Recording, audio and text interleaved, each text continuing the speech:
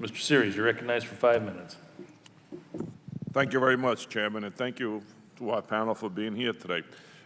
You know, I come to these meetings, and every time I come, all the panelists agree that we have to do something about infrastructure, especially in the rail. I've been working on rail for a long time, from light rail to passenger rail to freight rail. It's always been my opinion that that is the way to go in terms of alleviating traffic, especially in the region I represent. But, and I understand that the private sector has a role.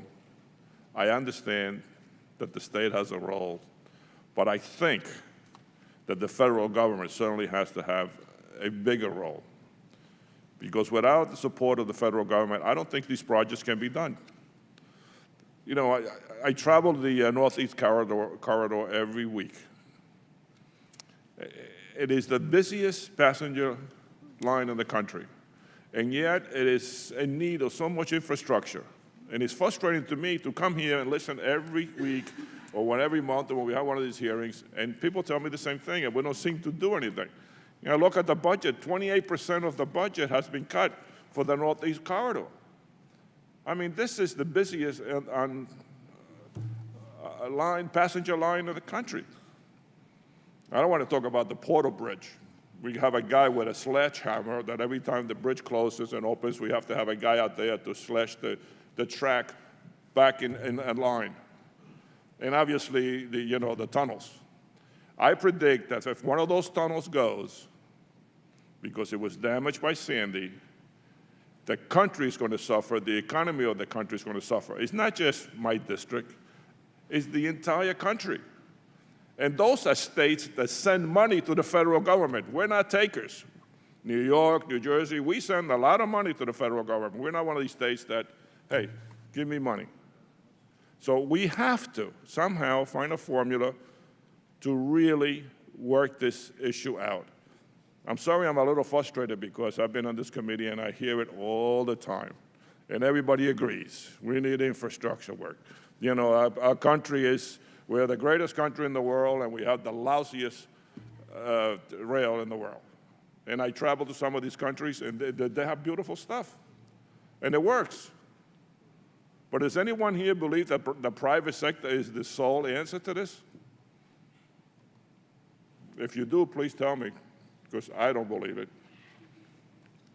Mr. Hamburg, I know you pour a lot of money into your business to fixing up the rails, but you're talking about a much broader topic than just the investment in freight rail. What you're talking about clearly goes beyond what the private sector at this point is prepared to do. Certainly, our members invest to respond to the marketplace and provide freight capacity where the market says that it is needed, but obviously I think Mr. Moorman's needs go far beyond what the private sector can do, and I think that you're talking about investment that is needed beyond what the freight rails can put into our system.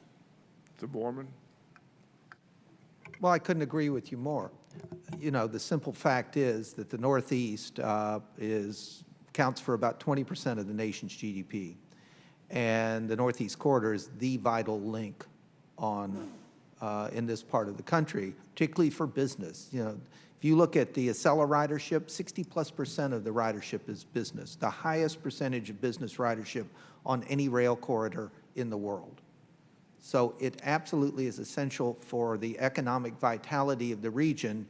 And if we don't invest in these critical, huge infrastructure projects, and it will take federal investment, at some point, the system runs out.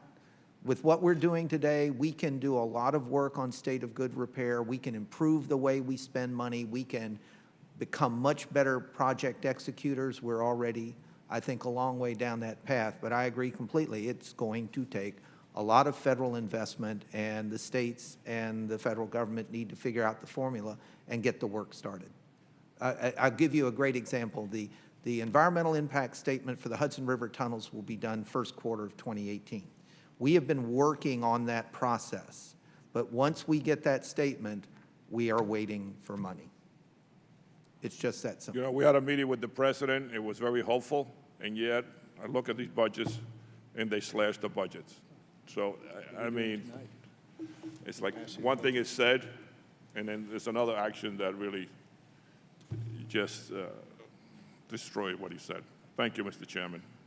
Thank you, Mr. Series. Mr. Duncan, recognized